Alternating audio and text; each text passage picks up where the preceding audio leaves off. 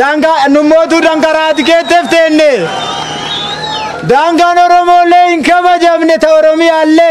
Oromummalle tinkoni laafatte. Akkam dubbintun. Hanni lafaatun immoo ta duraanii dhoysa atilleen asbaafte garaan nu gubate. Tarkaanfachuuf si sodaanne laaluuf immoo lafti lafeedhaan nutti hammaatte akkam wayyaa. Amma immoo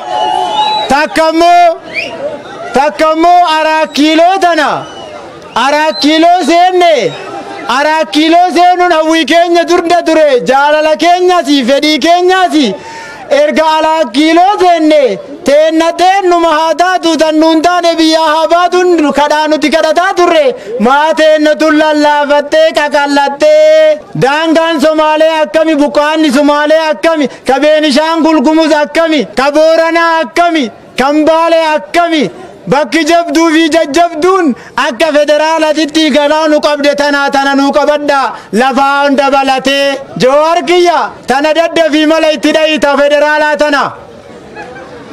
tanaannoo immoo akka taanet waa taane amma rakkanne arraabuuf qore dhiisuuf dhalee taate akka muka ittiin shinne akka tuubaantu tiim lammaa nutti taate gubbarraa akka callifleen laane oviidiyoon ODP'n taane akkam wayyaa.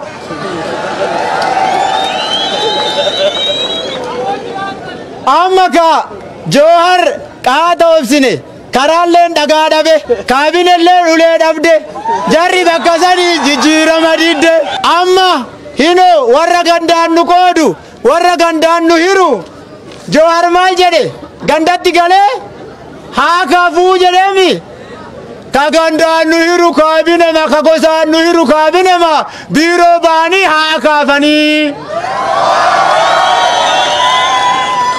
Amma immoo gara godina keenyatti asoo asin dhufne akka Oromiyaatitti mootummaan naannoo Oromiyaa amma lammaa kan ofirraa tuttuquun hin taatullee garuu immoo warri jala jiru akkuma jirtutti lammaa iskiriin seefar godhataniitiin duuba vaayirasiin akkuma jirtu jirtu.